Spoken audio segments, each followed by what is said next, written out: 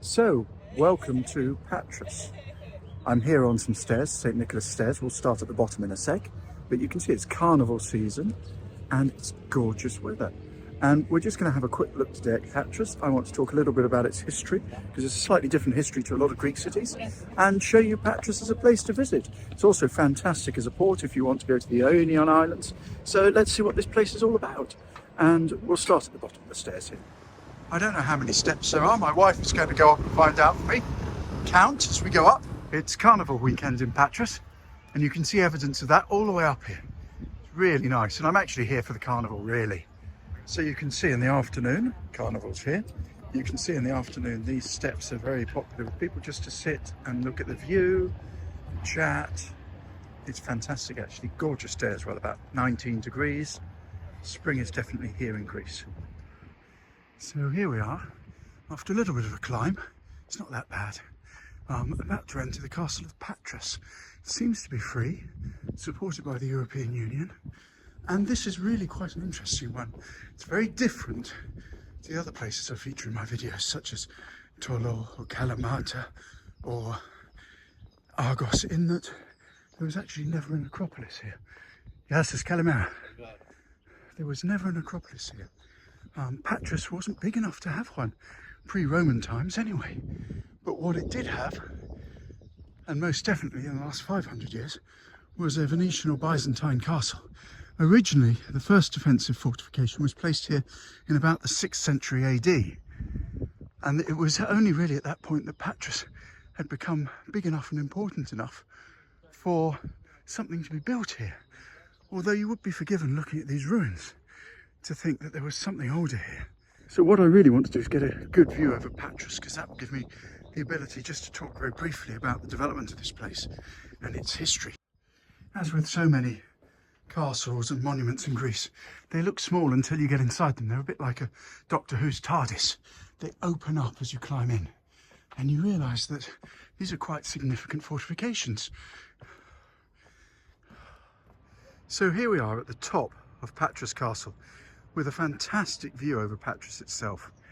But as I said, there was never an Acropolis here. So what's the story? Well, it's very simple really, in that unlike most Greek places, this city was developed very much by the Romans rather than the Greeks. So let's have a look at the origins of this place first. So over here with our backs to the sea, we're looking towards the mountain, which is about 2 kilometers tall. And this area of Patras, I believe, is called Pátrai. And it was the original settlement here. There were 3 or 4 villages here in 400 or 500 BC. And they amalgamated to form an area called Pátrai. And then in Roman times, that became Pátrai, meaning Old Pátrai. The Romans, who are really evidenced here, were very interested in this place because they wanted a very local port in Greece to get back to Italy from. And Patras port, as it is now, is just about the closest place in Greece to Italy. So the Romans then developed this place as a port. And there was an old town built around what is now the castle. There must have been some fortification up here, some Roman fortification. But the Romans built Patras from about 142 BC. And it was occupied by the Romans until 600 AD. It was one of the very last bastions of the, by then fractured, Roman Empire. And probably the key Roman event was the crucifixion of St. Andrew in about 60 AD. And by this time, Patras, as with part of the Roman Empire, was becoming Christian. And St. Andrew lived and preached here and was crucified here by the governor because he basically converted the governor's wife to Christianity, and the governor wasn't very happy about it. But it's a great view, and it just shows off Patra and its development. First of all, Pátrai behind me. Then, obviously, in the 6th century, this castle as the Roman Empire collapsed. And then, around this castle, Old Patra. Anyway, I shall go down and find my wife, who decided not to come up here, and leave you with a nice view of the port.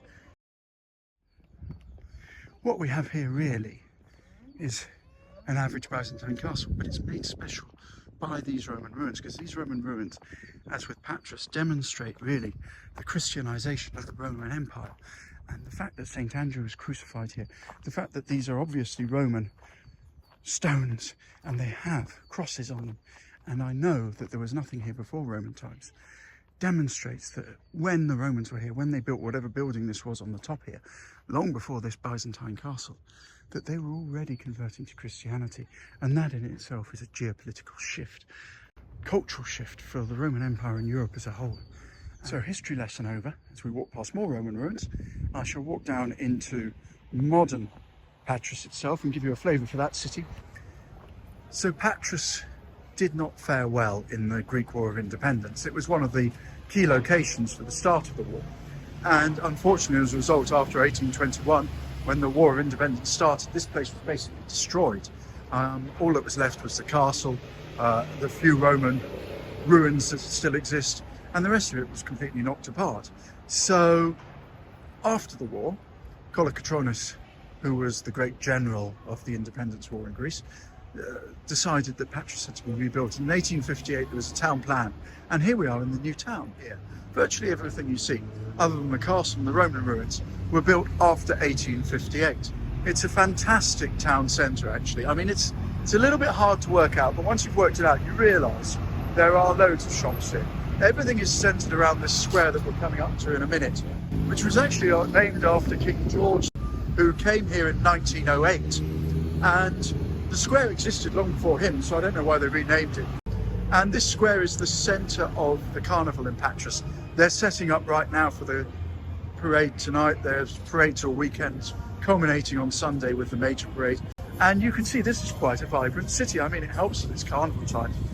I wouldn't say it's beautiful. I don't think anyone could describe Patras as beautiful, but it's got a certain character and charm that's lovely. It's quite a big square. There are two fountains here. We'll just have a quick look at one of them. They both seem to be identical. They were placed here in 1875 at huge cost to the Greek government. They were 70,000 drachma each, which in those days was an enormous sum of money. And there are two of them. As I said, there's one over here, and then if you look over here where the stage is, and hopefully we'll see a bit of a concert tonight, 9 o'clock tonight, there's another one here. So Carnival in Greece actually lasts a month, from about the 20th of January to the 20th of February, but you can see it just goes on all the time. People here are enjoying themselves, and later on tonight it's going to be mad.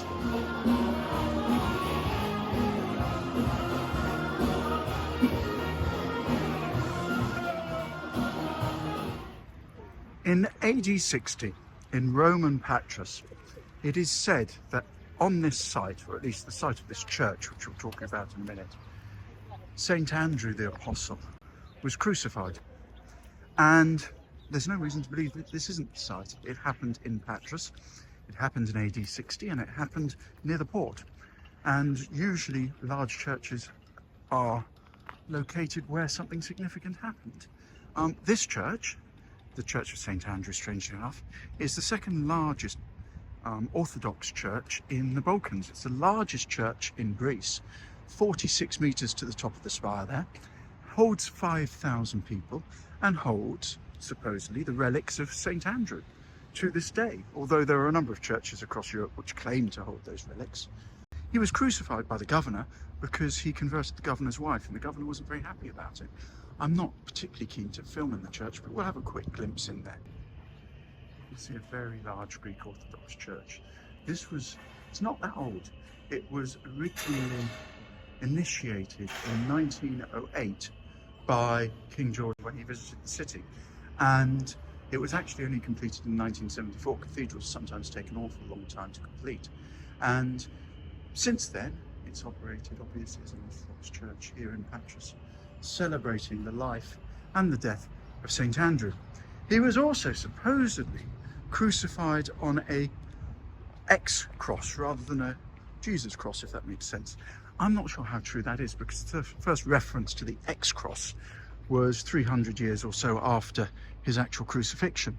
But we have St. Andrew's cross as a result of that.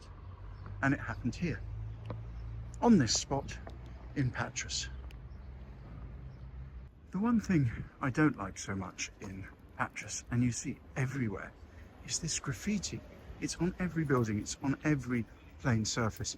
And it's such a shame because here we are on the boundary between the new town, which I'm currently in, 1858, and the old town, which has existed since Roman times up on the hill.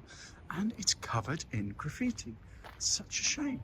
But I'm going up these stairs back to the old town to have a look at some of the Roman remnants that exist within this city. So, come up the hill in the old town, and we come to this building here, which actually, in itself, could be relatively modern. But it is a Roman Odeon. And essentially that's an indoor theatre. Now it's closed unfortunately today, so I have to put up with that. But this demonstrates that Patras was a serious Roman town. To have an indoor theatre, everyone knows outdoor theatres, Greek amphitheatres if you like, which were then adapted by the Romans. They loved them, but this was an indoor version. And the Romans didn't always build in stone, they usually built in brick and cement. It was cheaper, it was quicker, and here we have a Roman Odeon. I wish it was open, I apologise for that. So as well as the Roman Odeon or indoor theatre on the hill here, and let's face it, where do we get the word Odeon for cinemas from? This sort of place. We have here, on the other side of the road and slightly down the hill, a Roman stadium, which was built in about AD 60 to AD 90, and was probably a gift from the emperor at the time to Patras. And this was effectively a Colosseum. It was where music, theatre, and gladiatorial events took place. Yet again, it's shut. I can't go in. It's such a shame. But I hope it demonstrates to you a little bit of Roman Patras here in the old town on the hill. Patras actually has 3 universities, and my wife was actually qualified to come to the nursing university here. She was asked by the government to train as a nurse, and if she had taken them up on that offer, I wouldn't have met her, because she came to the UK as a result, didn't want to study in Greece, didn't want to be a nurse, came to the UK. Now you're probably saying, well, why did you not choose a different course? The reality is, in Greece, you study in 4 different disciplines at Lyceum, and then depending on the results you get and your stated preferences, the government will allocate you a course. She didn't want that course. So I met her, got married, and here I am in Greece making videos for you. But this is, you can see here with the Roman Stadium and the Odeon up on the hill, the show stuff. Welcome to Patras! It's carnival tonight, it's going to be fun. Yeah. Look, I'm working here in the night. There. So as I was saying, this is the student area. And you can tell Friday afternoon, carnival, everyone getting really excited. It's going to be a great evening. Loads of bars here, might come here later myself, not sure I'm going to film it, but you can see the students have all started early. Personally, if I had a choice between the UK or Greece to study, I probably would have come to Greece. But I understand from my wife, who didn't want to be a nurse, she doesn't like blood, by the way, she has nothing against being a nurse, this was probably not the option she was going to take. I mean, Patras is not the prettiest place in the world, you know, all this graffiti, the buildings are a little bit dilapidated if I'm honest with you, but the people are fantastic, and I have to say carnival time hasn't even really started today yet, but you've seen the student area. It's really fun. I'm enjoying myself. I'm very pleased I'm here, very pleased I'm part of this carnival this year. Hope that this video does that some justice. I will have a separate video on the carnival itself.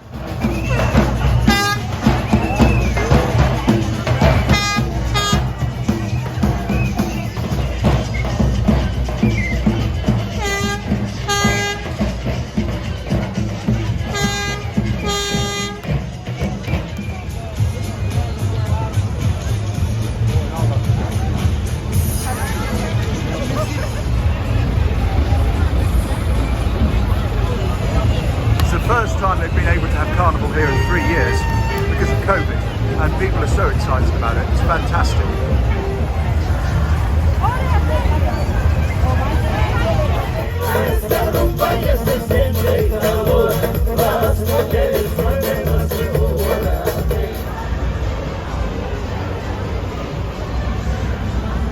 So, welcome to the morning after the night before.